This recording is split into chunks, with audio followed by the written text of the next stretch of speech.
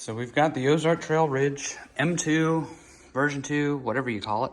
And today we're going to be talking about replacing or upgrading your square taper bottom bracket with an external bottom bracket on the dollars. This I got on Amazon, and I think it's a deal, so you might have to act fast. It might be a promotion that will eventually end. But I got the option for just the crank set and the bottom bracket, $19. So 50% off. It indicates, I'll put a screenshot on the thing. It indicates that it is a 50% off deal going on right now as of the time of this recording. So I thought that was pretty fair. So opening it up, it is basically what I thought it would be. It's just the cranks and the bottom bracket. All right, so a couple tools you're gonna need for the job. Actually, probably a handful of tools you're gonna need for the job.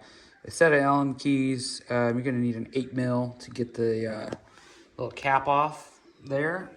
Then you're gonna wanna use your crank puller tool. These can all be found on Amazon for pretty cheap. This is your crank puller, and we'll show you how to use that.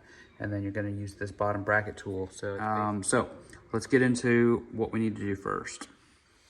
All right, so I'm starting out with the bike right side up, and we're going to start with removing this. These are proper thread, lefty-loosey. So once I get it there, I'll kind of turn it around so you can kind of see. After you get that off, you're gonna take your crank puller tool, and this part goes into the crank. I like to kind of back thread it first. Hand tighten it until it catches, until you can't do it anymore, and that's usually good enough. Then you take this piece and you feed this piece through, and you thread that on inside that bolt. So you go all the way in on this one until it stops. And then from here, it's the same thing. You might think that it's a lefty-loosey, but it's not. You gotta do righty-tighty because you wanna push this inside there, therefore it pulls this off. And use your pedal and your crank arm as a way to kind of keep leverage on it, and we'll just go nice and easy here. And it's kind of hard at first, but once you kind of feel it break, it gets a lot easier. And just like that, the drive side has been removed. So you'll do the same process on the non-drive side. So we're gonna do righty-loosey. So I wanna have this as tightening, and we're gonna be going this way. Now another tip, take an old seat post. I keep these around because they're great for breaker bars. You can slip it onto your ratchet and get yourself a little bit more leverage. I try our best to kind of keep the pressure on the bottom bracket while turning the wrench. It always wants to kind of slip out. There we go. So it did break free, and quite a bit of pressure on there. Fortunately, it didn't slip out, and I didn't bust my knuckles. So we'll take this first cap off, and until it bottoms out. There we go. So we got that side out. Take your tool back out. Let's see, now we're gonna do lefty-loosey like normal on this side of the bottom bracket. So as you can see, by loosening that side on the drive side, this one is basically super easy. And at this point, we could remove this side. You can kind of see in there.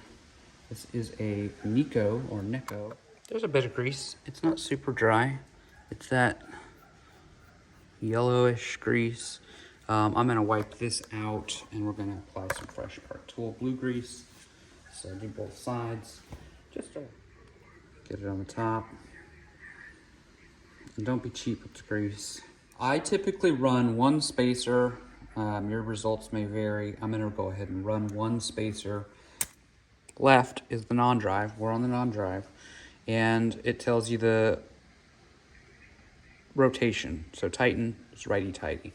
So I've already pre-greased my bottom bracket shell down here,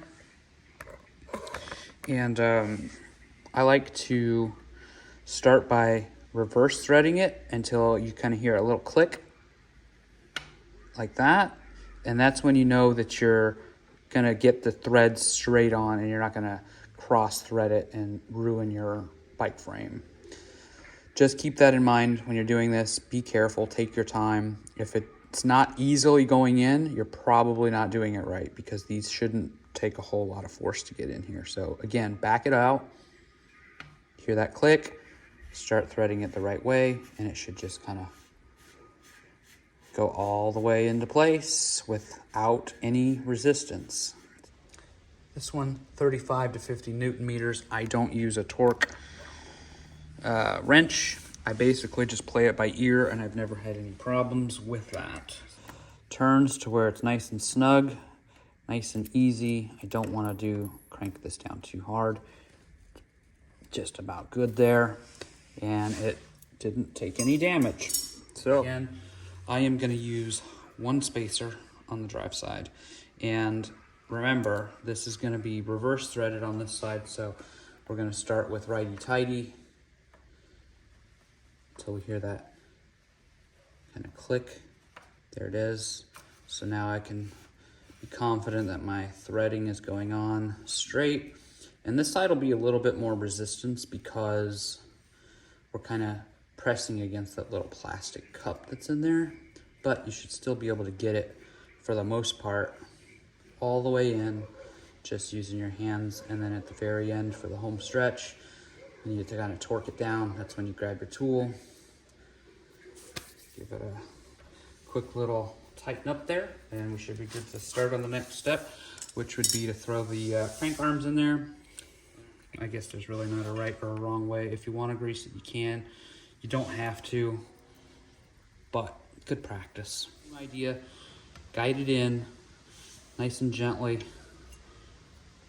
You don't want to go in crooked and have it blow those other side out. So that part's done. Then you take your other part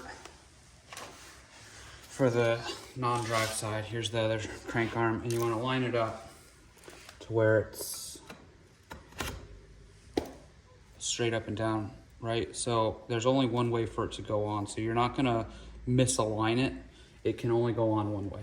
Back it until you kind of feel it catching properly on the threads, and then go forward with it. So this is a normal thread, and this is basically just bringing the crank arms in, compressing them against that bottom bracket. So this part doesn't have to be super tight.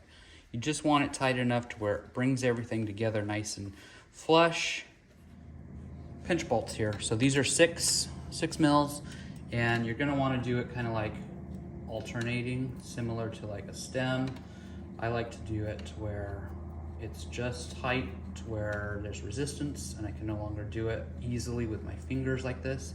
So about right there, I flip it to the other side, same deal. Switch the orientation of the Allen key, give it a quick turn until I can't. Just finger pressure, quick turn until I can't. Flip it, do the other side, and we'll just keep alternating until I'm satisfied with the amount of tightness that I can feel. Get you guys hanging out, watching, comments, like, subscribe, all that stuff. Wipe off the old grease, give yourself a new little dribble there. And this will just help prevent these pedals from seizing up inside there. Make sure you're not cross-threading this. Take your time, make sure you're threading properly. And we're basically good to go here. We'll test it out. I'm gonna re-engage the clutch. Basically, put your thing in there. It clicks, and now it's on. We'll test it out. Make sure we can get through all the gears properly without too much tension or stretch on that derailleur. Because again, we're going from 30 to now a 32, but it is an oval, so there's a little bit of grace with that. So let's check.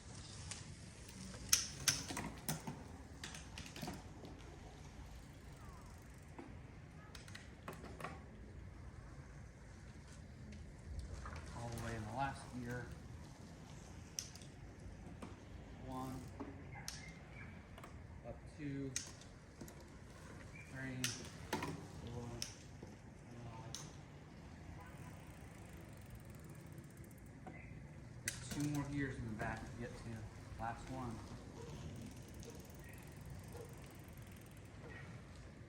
I'm gonna go to the last one here. Oh, good. That's your install. Doesn't look too terrible with the red, but in the meantime, I'll probably shop around and try to get either a black or a purple or whatever. So.